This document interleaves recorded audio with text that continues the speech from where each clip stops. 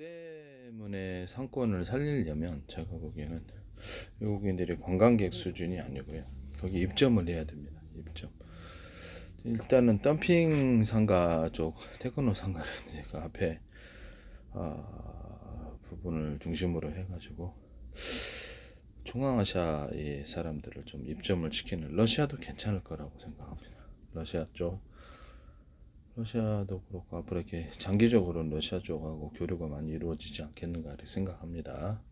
몽골 쪽도 괜찮고 해서 중앙아시아 쪽도 그렇고 그쪽 사람들을 상점을 입점을 시켜가지고 그쪽을 이렇게 덤핑 의료부터 시작을 해서, 덤핑 의료만 아니라 각종 생활 잡화 모든 것을 덤핑 상가를 거기 유치를 하는 거예요. 그래가지고 입점을 시켜서 덤핑 전문 거리로 만들고 정상적인 제품도 같이 유통을 시키는 식으로, 그런 식으로 가야 된다 전략이. 그래서 이렇게 그대로는 지금 상가 공실률이 너무 많아가지고 이대로는 조금 어렵다 그렇게 생각이 듭니다. 그래서 외국인 관광 중심이 아니라 입점 전략, 이게 여기로 더 중요하다. 중앙아시아가 여기 있으니까 밤에도 사람이 굉장히 많더라고. 안 하고 항상 거기는, 그래서 동대문은 안전한 곳이라는 인식이 좀 있어줘야 되고 있고요. 그래서 안전한 곳에 치안이, 밤에 야간 어떤 관광도 괜찮다고 생각. 그럼 야간 관광하려면 재밌는 게 엄청 먹을 게 많고, 홍콩처럼 패션 하나만 구매를 할 수 있는 게 아니고 1층 라인에도 여러 가지 모든 것들을 구매를 할 수 있는 패션 거리로 아예 육성을 해버리는 게, 그렇게 더 낫다. 홍콩처럼 다양한 것을 구매를 한다는 거죠. 그러면 지금 현재 있는 옷 중심의 이런 것은 조금, 좀 곤란하다 이렇게 생각합니다. 그래서 좀 이렇게 새롭게 단장을 해야 될 필요도 있고, 나중에 잘 되면, 지금 공실률이 많아서 그렇지만 이런 부분이 있다. 그 중에서 이렇게 치안이 제일 중요할 텐데요. 경찰서 어떤 얘기를, 경찰서가 미니 경찰서들이 좀 들어와서 여러 군데 치안을 담당을 해서 상인들의 횡포를 부리는 이런 부분들, 범죄가 없도록, 이게 제일 가장 있어서 핵심 중요 요소 같아요. 동대문이 뜨는 데서 이게 제일 가장 큰 문제가 될 것 같은데, 이런 부분을 신경을 적극적으로 써야 되겠다. 그래서 다른 나라 사람들의 상인들이 입점을 하면 그쪽 지역에도 당연히 그쪽 혹시라도 범죄 연계된 사람이 있을 수도 있기 때문에, 뭐 러시아다 그러면 그거 뭐 관련된 사람 마피아다, 뭐 중앙아시아 사람들은 그쪽도 다 범죄 단체들이 있을 텐데요. 그래서 이런 부분이, 그래서 이게 범죄가 활성화된다면 곤란하겠죠. 그래서 이런 부분들이 제일 문제다. 제주도도 그러하다라고 생각합니다. 이게 제일 가장 큰 문제라고 생각합니다. 입점 전략을 통해서 유니클로처럼 옷을 맡기면, 디자인을 맡기면 하루 안에 딱 나오고 샘플이, 이렇게 해서 베스트로 가는 수밖에 없다. 그렇게 해서 어떤 디자인을 선도하는 이런 전략이 장기적으로 한국 패션에 있어서 중요하지 않느냐. 그렇게 되면 동대문 쪽에 우리나라 패션 관련 업체들, 또 봉제 공장들도 집중적으로 들어와서, 그렇죠. 근처에 직주 근접이라고, 근처에 이제 그게 있어야지 빨리 이루어지. 봉제 공장도 입점을 좀 시켜야 된다.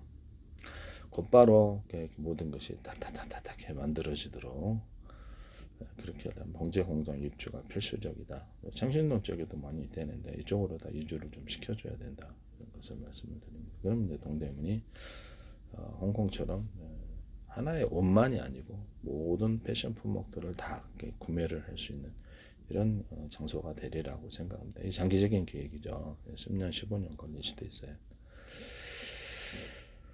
그래서 중앙아시아 사람들, 러시아 사람들, 몽골사람 가리지 않고 다 입점을 시킨다는 거죠. 일본도 괜찮아요. 일본도 와도 괜찮고. 그래서 이쪽을 다 입점 전략을 하려면 이게 국제적인 장소로, 동대문을 제가 이렇게 로드맵을 제가 얘기를 하는 게 국제적인 장소로 만들어가지고, 그럼 치안이 제일 중요하다. 범죄가 활성화된다는 뜻이죠.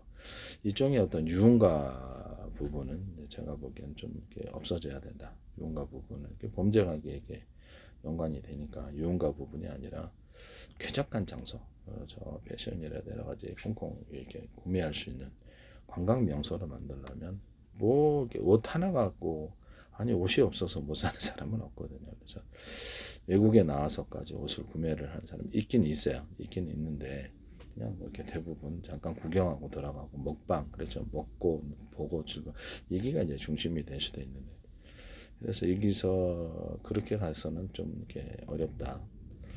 입점 전략, 네, 외국인들 입점, 외국인들은 뭐 상관없지 않나 싶네요. 어디든 간에 베트남도 괜찮아요. 네, 네.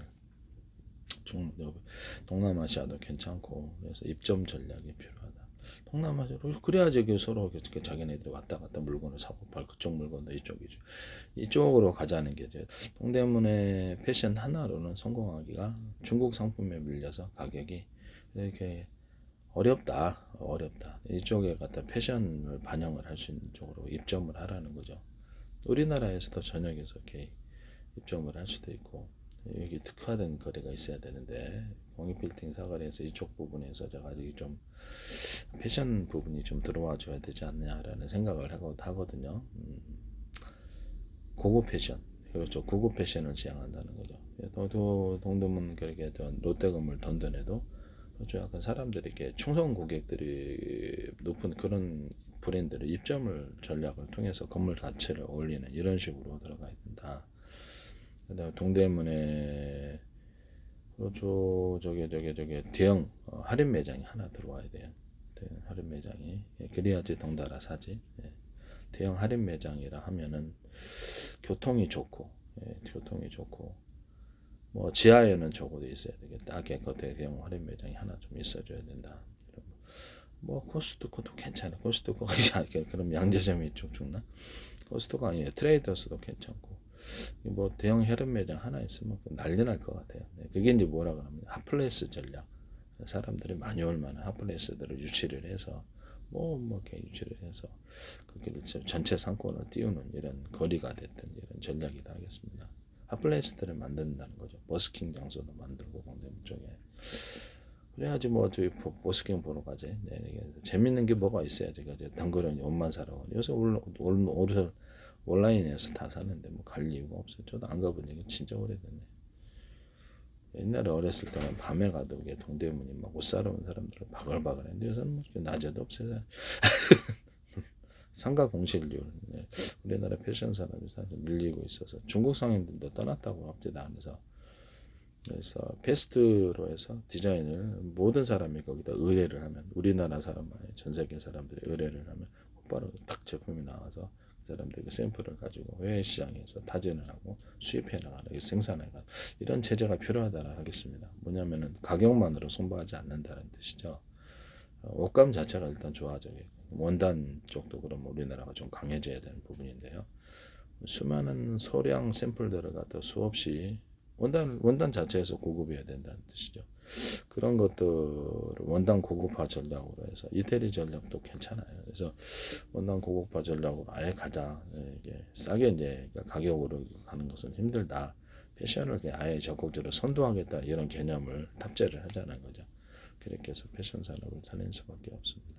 동대문의 장기적으로는 저는 성장하리라고 생각합니다만은 일단은 범죄 문제가 제일 크고 외국인 상인들이 입점했을 때 그쪽 그렇죠 조폭들이 연계가 될 수도 있는 부분이니까 이 점이 지금 제일 이렇게 발전에 있어서 가장 큰 문제가 될 거다라고 생각을 합니다.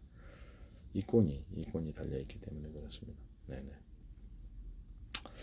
중앙아시아 거리도 있는데 이런 부분 앞으로도 범죄에 대해서 적극적으로 경찰서에게 지점들을 좀 내가지고 적극적으로 범죄를 개입을 하고 로테이션을 계속 갈아치워서 범죄가 결탁하지 못하도록 유흥가가 형성이 되지 않도록 철저하게 다루시기를 바랍니다. 유흥가 있으면 좀 힘들어요. 패션뿐만 아니라 여러 가지 홍콩처럼 키우려면 유흥가는 좀 곤란하다 이런 부분을 말씀을 드립니다. 범죄가 있으니까 그렇죠. 조폭 연계가 있으니까 전 세계 조폭들이 여기에서 이렇게 이권을 가지고 다툰다고 생각을 해보세요. 이게 골치 아픈 거죠. 외국인들이 들어왔을 때 캄보디아 범죄단지 생각나네요. 한국인들을 에이전트로 만들어가지고 이렇게 움직이는 이런 부분들이 있을 수 있지 않느냐라고 예상을 해봅니다. 그래서 그렇게 돼 앞으로 이게 국제적인 한국의 저출산 고령화 추세에 맞물려 우리나라 인구수만도 힘들고 외국인 입점 전략이 동대문에도 필수적인데요. 다른 데도 그렇고 동대문부터 한번 시작을 해보죠. 그렇게 하려면 치안이 가장 중요해요. 제주도도 치안이 가장 중요할 거다. 외국인들이 많이 저는 들어올 거로 생각합니다. 제주도에도. 우리나라 인구수만으로는 힘들다라는 거죠. 그래서 그때 필요한 것이 치안이다. 이권이 있는 곳에 조폭들이 있다. 이런 부분을 말씀을 드립니다. 유흥가 형성은 곤란하다. 이런 부분을 말씀을 드립니다. 오히려 패션 쪽으로 관광객들이 적극적으로 들어오거나 거기에 상점을 그러죠. 들어오다 보면 또 저기 사업차로 해서 거기에 입점을 하려고 하는 사람들도 제주도에 많을 거다. 그러면 제주도가 외국인들이 입점이 들어가면 뭐 상가적인 이게 난리나는 거죠. 네네. 그래서 이런 부분이 제주도 우리나라 저출산 고령화 때문에 안 돼요. 네. 그래서 우리나라 인구 자체만으로는 제주도가 인구가 줄어들 수밖에 없기 때문에 제주도도 그렇고 이런 부분을 말씀을 드립니다. 장충동 일가 지역이 앞으로 대형 빌딩들이 이쪽으로 들어서게 되면 이쪽 광희 빌딩 사거리 이쪽 중심으로 해서 광희동 안쪽에 외국인들이 많이 들어가 있잖아요. 그다음에 광희동 신당동 쪽 외국인들이 이제 거기 거주하던 것이 지금 철거가 시작됐어요. 그래서 아파트들이 들어서기 때문에 신당동 어느 쪽으로 갈지는 모르겠지만 그래서 이쪽에 이렇게 빌딩들에 사는 보면 괜찮을 것 같은데 소규모 빌딩이라도 그것을 오피스텔로 꾸미거나 아마 이쪽에 오피스텔도 괜찮으리라고 생각합니다. 그럼 외국인들이 꽤 많이 입점을 하지 않을까 이렇게 입주하지 않을까 하는 생각이 듭니다. 이쪽 부분을 신당동 쪽에 아파트가 이제 철거가 시작됐다니까요. 2029년도에 본격적으로 입주가 되고요. 그래서 투자 요망 지역입니다. 사실은 신당동 쪽이 장충동 일가 쪽도 앞으로 이렇게 빌딩들이 들어서고 그 안쪽까지 지금 그 건물을 짓고 이렇게 리모델링 하고 있더라고요. 이제 커피숍 있던 건물들을 사가지고 서미트 호텔도 참 장소가 좋은 것 같아요. 서미트 호텔도 외국인들이 많이 들어오고 오래됐어도 깨끗하고 좀 일가 이쪽에 대형 빌딩들이 신세계 건설 본사도 들어왔고 대형 빌딩 들어갈 가능성이 되게 높다. 불법 도로를 먹고 있지는 않는가? 국가 땅을 먹고 있고 같이 이렇게 전면 국가 땅을 먹고 있잖아요. 이 부분을 잘 살펴야 될 것 같아요. 장충 이가 쪽 이쪽인 쌍림동 쪽은 오랫동안 개발이 안 됐는데 개발이 서서히 되고 이쪽 지역이 장기적으로 10년 정도, 15년 정도 걸릴 수도 있겠는데 단기적으로 이쪽이 빌딩들, 소규모 빌딩들이 들어가 골목 안쪽으로는 대형 빌딩들이 힘들죠. 그래서 오피스텔이 이제 쌍림동들이 생기고 이쪽도 오피스 생기는 거주 인구수가 오피스텔이 많죠. 아파트는 거주 인구수가 주변에 와서 다 갖다 주니까 해서 물건을 와서 사 먹지를 않아요. 그러니까 오피스텔이라면 그래서 점심 먹으러도 나와야 되고 그렇기 때문에 이쪽에 상권이 활성화될 것을 예상하고 있습니다. 그래서 이쪽에 상권이 활성화될 거다. 장충 이가 쪽에도 그다음에 장충 이가 쪽, 장충 일가 쪽에도 이렇게 안쪽으로 상권이 먹어 들어가서 이거는 그러면 어떻게 해야 되나? 외국인들이 많이 왔다 갔다 해야 되겠죠. 중앙아시아 거리부터 시작을 해가지고 우리 동네에도 이쪽 보면 항상 외국인들이 이쪽 앞에도 건너편으로 해가지고 왔다 갔다 하거든요. 그럼 전 세계 우리나라 인구수만으로 이제 힘들고요. 전 세계 인구 관광객들을 중심으로 해서 쑥 들어오거나 그들이 그래서 상점에 들어오면은 이것이 또 엄청 활성화되겠죠. 우리나라 인구수만으로 좀 힘든 부분이에요. 저출산 고령화가 3년, 5년에 본격적으로 닥쳐서. 그래서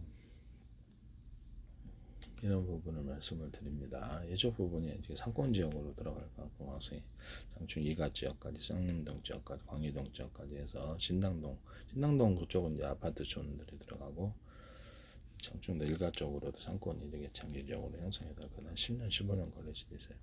네네. 어쨌든 거기 안에 빌딩을 매입 부임이 들어가는 것 같습니다. 동대문이 써서 이게 이제 봄 기운이 이게 있습니다. 그래서 중앙아시아 거리를 좀 살리는 부분이 좀 필요해서 이게 시에서도 미식거리로 해가지고 데이트 코스로 이렇게 외국인들이 밤에 가도 많더라고요.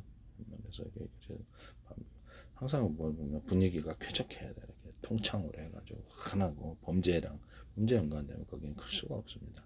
어느 일정 이상으로는 안 가죠.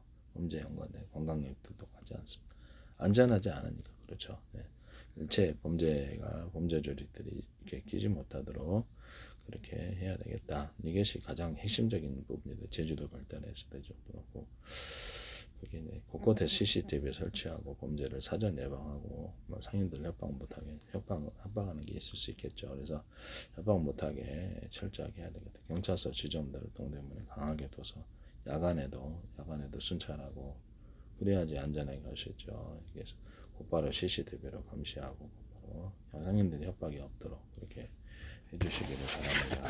상인들 협박이 있으면 거기는 클 수가 없어요. 네. 범죄단체 있는 곳에 항상 거기가 온갖 문제가 다 생깁니다. 이런 부분은 일체 범죄가 동대문 쪽에 있지 못하도록 그렇게 해주는 것이 아주 중요하다 하겠습니다.